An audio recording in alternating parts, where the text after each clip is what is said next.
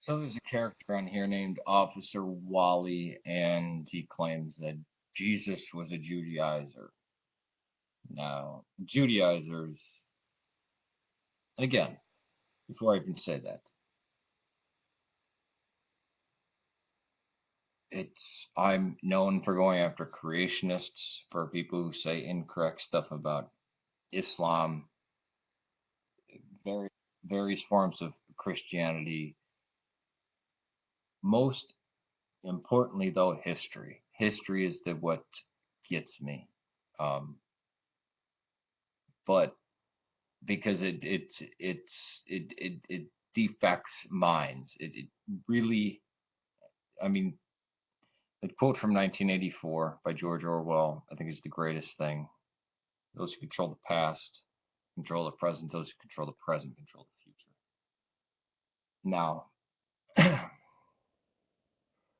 I despise sectarianism, the sectarian branches, and especially um, the very arrogant. Well, I guess sectarianism by its nature is arrogant, but the undue arrogance of these people who found a magic Bible quote and then they're going to start their own group. And no, we don't need any more Christian churches. No more. In fact, we need so many less. No more new sects or branches, or no. We need to scale down the amount of churches by um, uh, 99.9999999%. So let's see how Christ and the most Judaized gospel, actually the one claimed to be written by Judaizers, claimed to be the Cerinthian gospel. Matthew, how does he treat? How does the Jesus of the most Jewish gospel ever known, basically? Because okay, either we don't know what the hell that was, and the Ebionite, the Nasrene, the Al-Khazai were all claimed to be a variant of Matthew, some having the virgin birth, some not.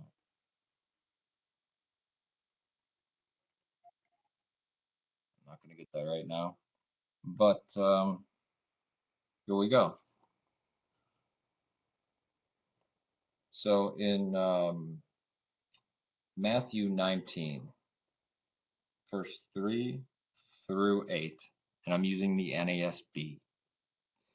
Some of the Pharisees came to Jesus, testing him, asking him, "Is it lawful for a man to divorce his wife for any reason at all?" And he said to them, "Have you not read that he doesn't answer him right away. He diverts it. He says, and he answered, "Have you not read that he who created them from the beginning made male and female, and said, for this reason man shall leave his father and his mother and be joined to his wife, and two shall become one? So they are no longer two, but one flesh. What therefore God has joined together, let no man separate."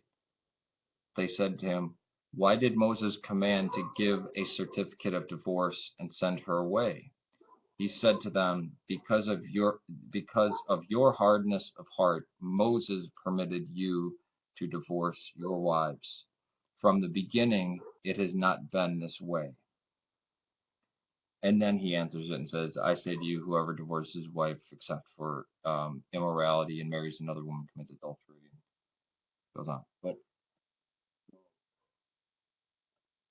uh, so Moses, so Christ and the early church in its earliest forms saw the law.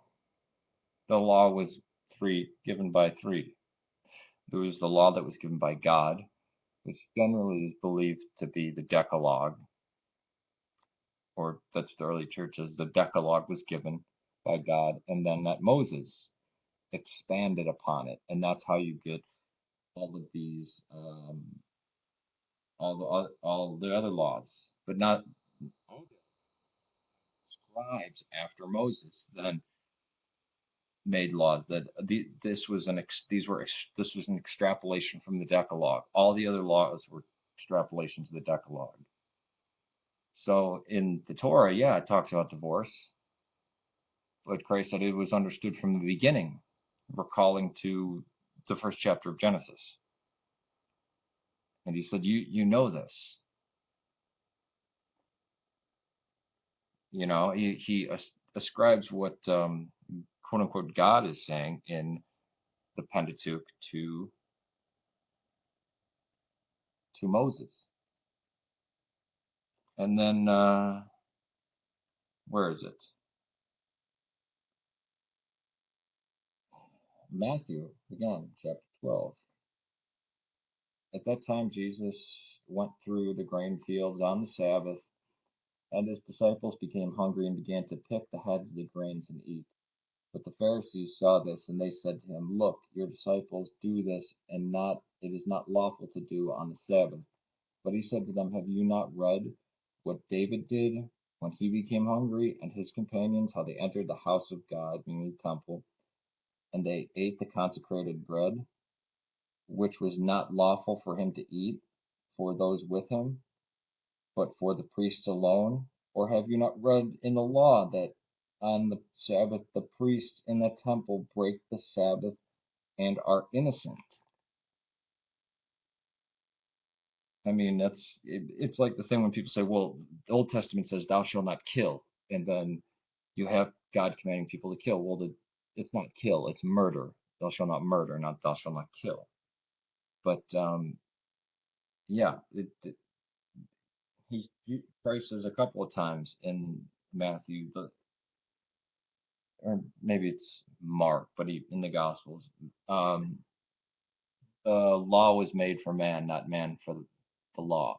The Sabbath was made for man, not man for the Sabbath.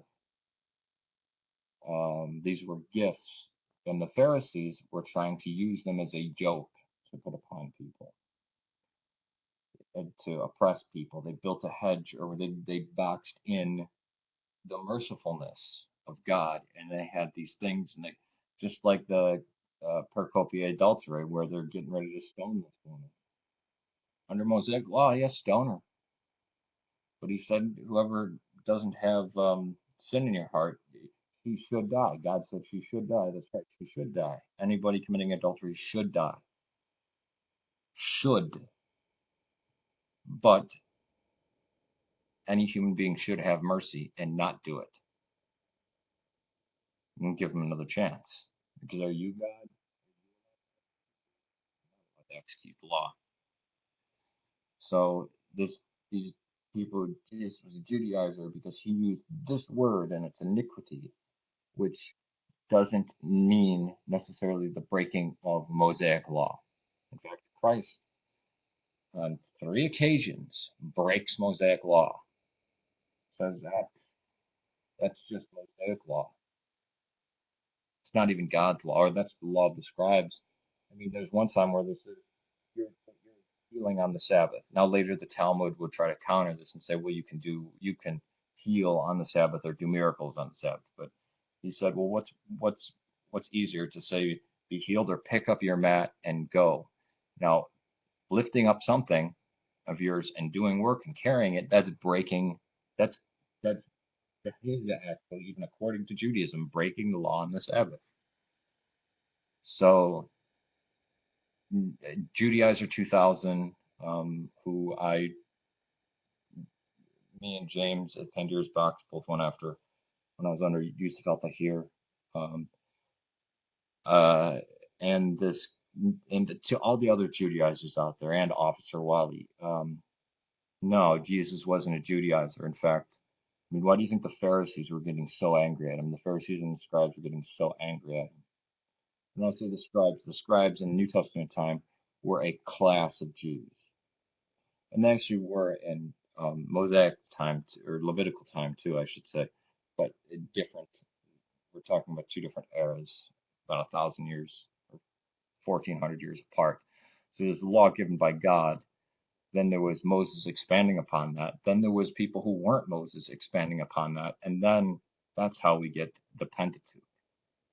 And that's not even going in documentary hypothesis. This is just going from what the words in the most Jewish gospel have to say. So I think we can put Judaizers to rest.